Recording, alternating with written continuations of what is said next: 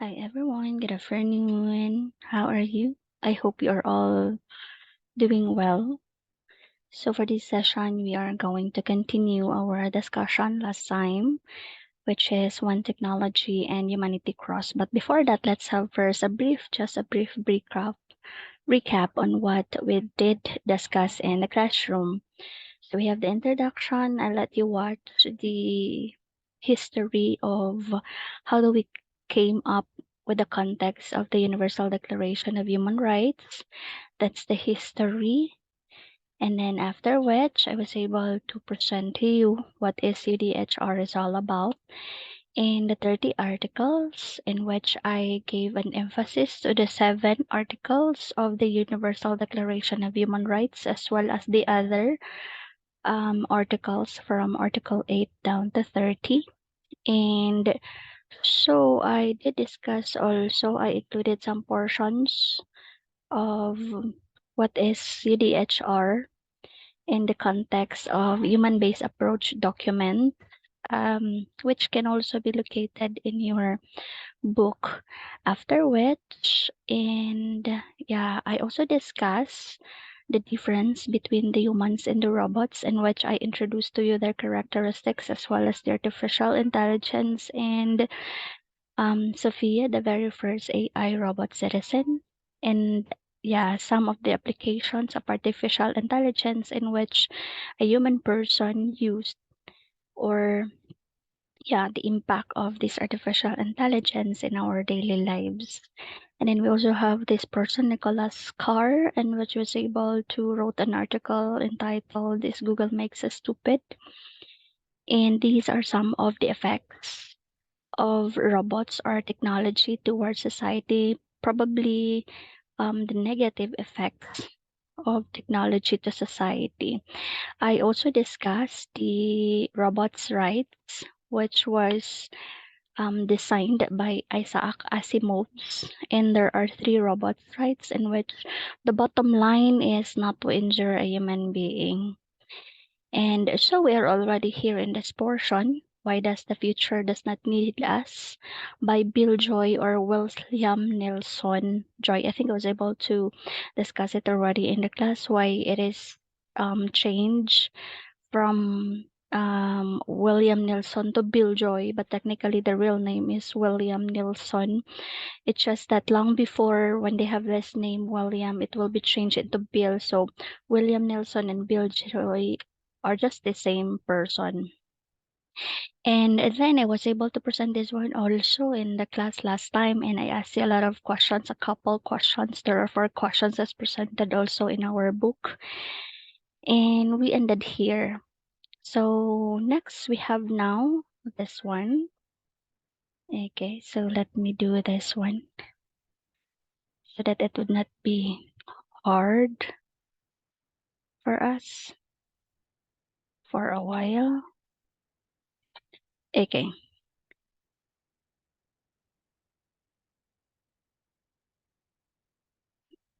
Mm-hmm.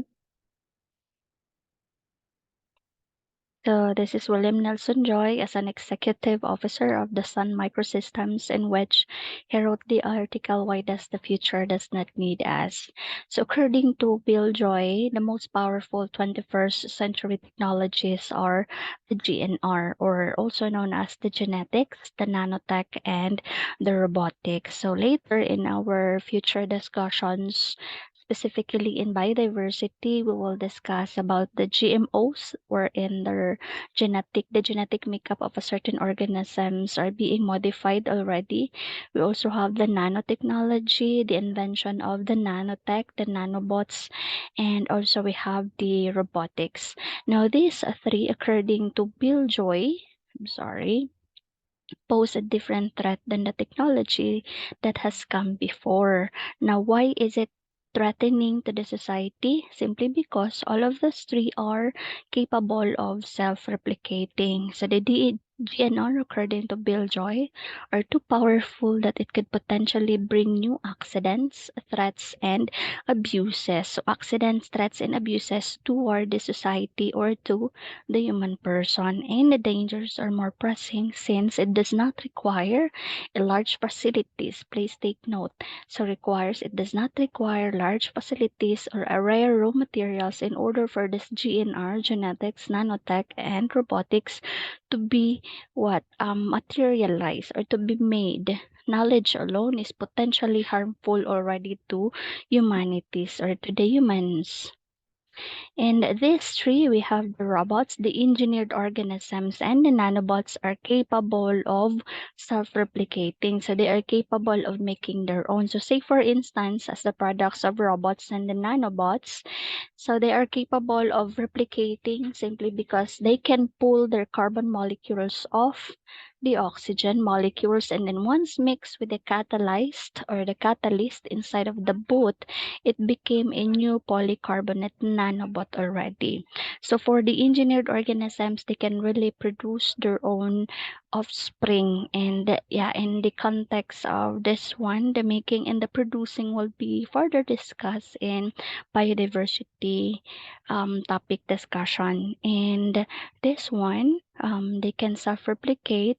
So according to Bill Joy, so it could quickly get out of control, and which in the future humans could no longer detect the behavior, or they could not predict the behavior of these product of technologies. So we are already, and I was able to present this one in our classroom, the effects of overdependence of humans to machines, the negative effects specifically. And then, according to Bill Joy, if machines given the capacity to decide on their own, it is very impossible for us humans to predict on how they will behave in the future, because unlike with human beings in which we can really predict an individual on how do they behave in the future, but then for the robots and the nanotechs as well as for these engineered organisms, we cannot control them. And the rapid increase of computer power becoming more intelligent than a human, ushering societies into dystopian vision, which referring to the robot rebellions. So for dystopian visions, this is what the future wherein we are the human beings, or the human societies already vanish and we are being conquered by the robots. Now, to illuminate Joy's concern, so he drew this Chodor Kasinki's book entitled The Onion Mover and Unabomber Manifesto, which is intended about the consequences and the use of technology, which is related to Murphy's Law. So the context of why does the future does not need us, and to illuminate the context of all of these things, they affect the threat in which the DGNR could brought to the society. So it came from the Morpheus law of Chodor Kasinskis. So we have a design that can go wrong will always go wrong, meaning to say from the very beginning, if the intention of the technology is intended to do wrong and can be wrong, will always go to wrong. So what are the examples? So Kasinski argued the following. So say for instance, number one, over-reliance to antibiotic led to a great paradox of emerging antibiotic resistant strains of dangerous bacteria, which is actually one of the problem that we are facing nowadays, simply because many people, many individual, if they just suffer a little bit, they know that there's something wrong with their body, and then they don't go to physicians in order for them to heal and then be given by a proper medication, but instead they wanted to heal themselves by giving prescriptions on their own. And technically, those individuals or those people will prescribe themselves antibiotic, which could lead to this antibiotic resistant. And this is life threatening and not good for us. The second one, we have the DDT, or the dichlorodiphenyl trichloroethane, in which this is being used to combat malaria and mosquitoes. However, these chemicals could also give rise to malarial parasites, which are multi-drug resistant genes. So if it happens and will happen maybe in the future, so the mosquitoes carrying the malaria disease, of course, we have the protozoans, which is responsible for that.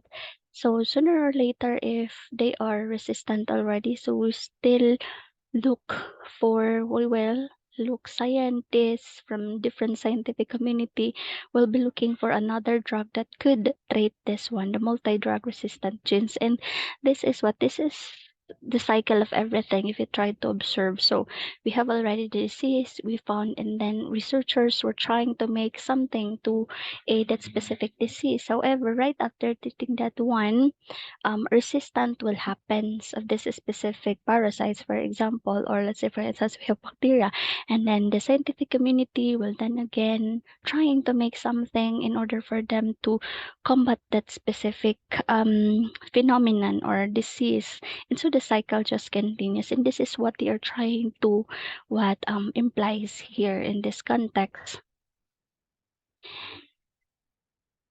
And then Joyce's arguments receives both criticisms and shared concerns from the other concerned individuals, and the other philosophers, the other scientists. And the critics usually dismiss Joyce's article for deliberately presenting information in precise manner. So meaning to say, the information is not really, it does not really totally represent the whole picture of whatever it is in which a technology could offer the society. Only just a short picture, a very small picture out of that one. And it does obscure a larger picture or state of things. Obscure meaning to say it does not represent the totality. Okay. And then we have these two people in the year 2001. We have John C. Brown and Paul Duguid, in which they write this article in response to Bill Joy and the doom and gloom techno-futurists criticize Joy's failure to consider the social factors and only see one part of the larger picture. And this is what I've mentioned in the previous PowerPoint presentation. So what only Joy emphasized in his article was that why does the future does not need us is only the negative effect of technology towards the society without even considering the social factors that it could bring to the society. In the same manner, the positive impact of technology towards the comfortability, the sustainability, and for the benefits of the society as a whole.